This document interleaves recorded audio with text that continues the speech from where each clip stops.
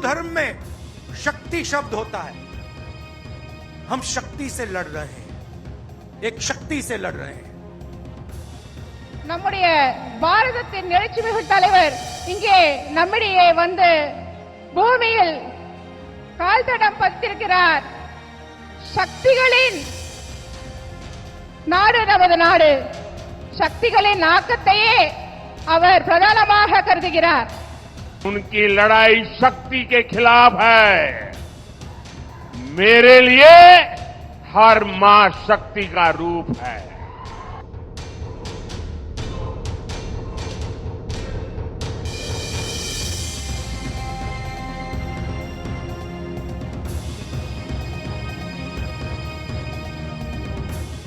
हमारी असुर्रा शक्ति से लड़ाई हो रही है, ठीक है?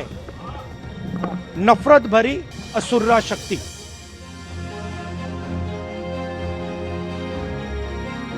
शक्ति पर छिड़े महासंग्राम में अब राहुल गांधी ने असुर शक्ति वाला अस्त्र चलाया। उनके बयान देने के अंदाज पर गौर कीजिए और देखिए कैसे एक ही बयान को 2 बार दोहराया और असुर राज शक्ति वाले शब्द पर पूरा पंच लगाया। हमारी असुर्रा शक्ति से लड़ाई हो रही है, ठीक है? नफरत भरी असुर्रा शक्ति।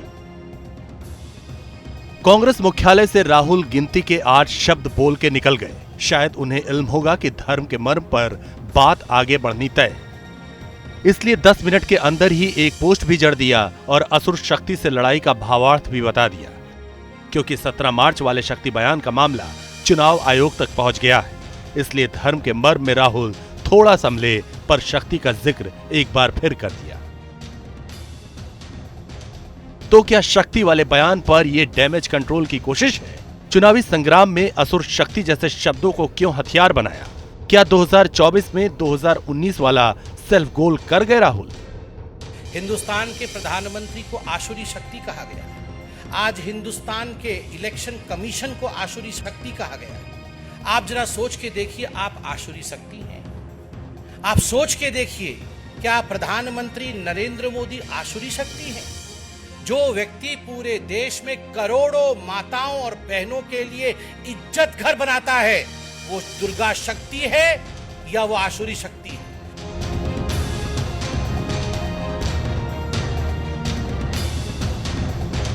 पीएम मोदी के मंच पर शक्ति स्वरूप में छात्राओं का आना, शक्ति स्वरूप पर पीएम मोदी का सबसे बड़ा बयान देना और आधी आबादी के लिए संकल्प लेना। एक एक तस्वीर पीएम मोदी के तूफानी दक्षिण दौरे में खूब चर्चा में रही। इसकी वजह कोई और नहीं बल्कि राहुल गांधी के मुखार बिंदु से निकले शक्ति वाले शब्द ही थे, जिसे पीएम मोदी ने बड़ा हथियार बना रखा। उनकी लड़ाई शक्ति के खिलाफ है। मेरे लिए हर मां शक्ति का रूप है। हर बेटी शक्ति का रूप है। मैं इस चुनौती को स्वीकार करता हूं और मैं इन शक्ति स्वरूपा माताओं बहनों की रक्षा के लिए जान की बाजी लगा दूंगा। अरे हमने तो चंद्रयान की सफलता को भी शिव शक्ति नाम देकर के शिव शक्ति को समर्पित किया है। वो 17 मार्च की तारीख थी जब मुंबई के शिवाजी पार्क में राहुल गांधी ने हिंदू धर्म का जिक्र करते करते अदृश्य शक्ति तक पहुंच गए थे। पीएम मोदी और सरकार पर हमले के लिए उन्होंने शक्ति जैसे रूपक चुने थे। हिंदू धर्म में शक्ति शब्द होता है। हम शक्ति से लड़ रहे हैं, एक शक्ति से लड़ रहे हैं। राजा की आत्मा ईवीएम में है, हिंदुस्तान की हर संस्था में है, ईडी में है, सीबीआई में है, इनकम टैक्स डिपार्टमेंट में है। राहुल के इसी बयान को पीएम मोदी ने नारी अस्मिता से जोड़ा और सियासत के ब्रह्मांड में पसर गया। कांग्रेस सफाई पर सफाई देती रही, खुद राहुल को बयान के दूसरे दिन सफाई भी देनी पड़ी थी। 18 मार्च को राहुल ने लंबा चौड़ा पोस्ट लिखा जिसमें बताया कि उनके बयान का अर्थ पीएम मोदी ने बदल दिया था। देखिए, शक्ति वाले बयान पर राहुल गांधी की यही वो सफाई है जिसमें उन्होंने शक्ति वाले शब्द को जस्टिफाई करने की कोशिश की थी, मगर सियासत कहां खामोश रहने वाली।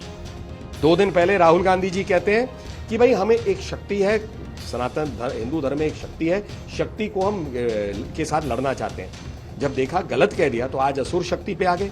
असुर शक्ति का अर्थ क्या है? जनता चुनती है सरकार को। तो कांग्रेस पार्टी मानती है कि देश की जनता, जनता जनार्दन असुरों को चुनती है। डरने वाले नहीं है, जितना आप डराएंगे ना उतना हमारी ताकत बढ़ेगी। डरो डरो, डरते रहो। भाजपा डरी हुई है।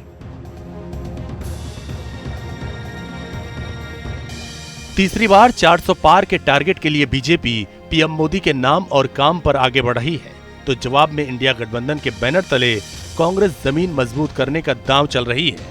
लेकिन चुनावी अभियान का शंखनाद शक्ति, अदृश्य शक्ति और अब असुर शक्ति के साथ हुआ है, उसमें कई दिव्यास्त्र उतरने अभी बाकी हैं। Team news nation.